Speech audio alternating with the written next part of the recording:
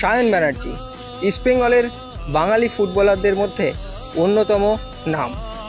সেই সায়ন ব্যানার্জির এবছরের লিগটা যেন একটা স্বপ্নের মতন। ডার্বির নায়ক সায়ন এদিন লিগ ডিসাইডারের ফাইনাল ম্যাচে যা খেললেন তা চোখ ধাঁধানোর মতন।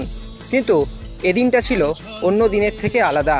উপস্থিত ছিলেন সুদূর আসানসোল থেকে প্রায় 400 কিলোমিটার পার করে কলকাতায় আসা সায়নের মা ও বাবা।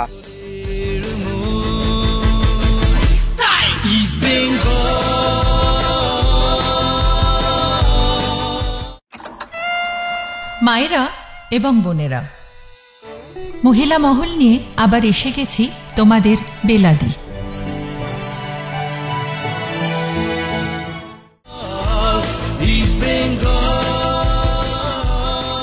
তখন সন্ধে গড়িয়েছে। ইস্টবেঙ্গল কোচ বিনো জর্জের সঙ্গে ছেলের উন্নতির বিষয়ে নানান কথা জেনে নিচ্ছিলেন সায়ন ব্যানার্জির বাবা মা। ছবিটা অন্ধকারে হলেও এই ছবির মধ্যে হাজার ওয়াটের আলো বর্তমান। সেই বিশেষ কিছু মুহূর্ত ধরা রইল আমাদের ক্যামেরায়। আর এই গোটা জার্নির বিষয়টি নিয়ে সায়ন ব্যানার্জির বাবা মা জানালেন,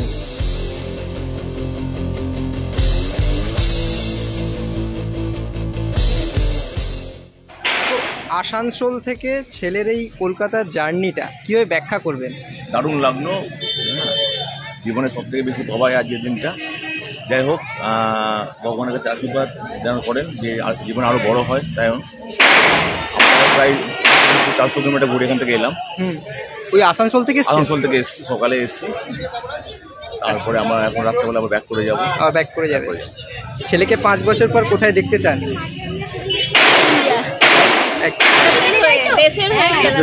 দেশের হয়ে খেলো একদম।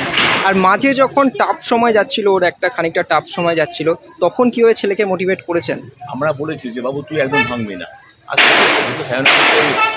সেই ক্ষমতাটা আছে, ও জীবনে কোনোদিন ভাঙেনি। এমনকি আসানসোল গেলেও ও দিন রাত দুবেলা প্র্যাকটিস করে। এখনো স্টিল না। ছেলে বললো বাড়ি ফিরবে, কি খাওয়াবেন বাড়ি ফিরলে প্রথম? ওর ফেভারিট চিকেন আছে। একবার বলুন। পোলাও আর চিকেন ফেভারিট খাবার একদম। পৃথিবীর কানে কানে বলো তাই, নিজেকে বেসেছি বড় ভালো, নিজেকে বেসেছি বড় ভালো। Extra time.